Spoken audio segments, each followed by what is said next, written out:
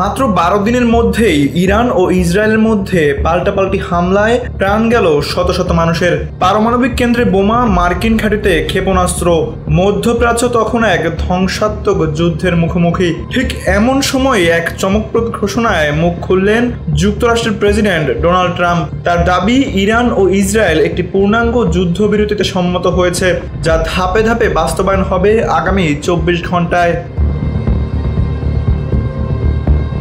আজ বাংলাদেশ সময় সকাল 10টায় শুরু হয়েছে যুদ্ধবিরতির প্রথম ধাপ, যেখানে ইরান একতরফাভাবে সামরিক অভিযান বন্ধ রাখার প্রতিশ্রুতি দেয়। এরপর ইসরায়েলও হাঁটবে একই পথে। 24 ঘন্টা পূর্ণ হওয়ার পর এই সংঘাতের আনুষ্ঠানিক সমাপ্তি উদযাপন করা হবে বলে জানান ট্রাম্প। তবে এই ঘোষণার মাঝেও থেমে থাকেনি গোলাগুলি।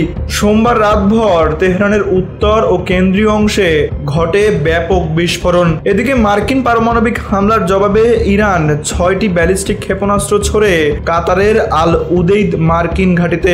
যদিও ঘাঁটি আগে থেকেই খালি করা ছিল বলে জানিয়েছে যুক্তরাষ্ট্র।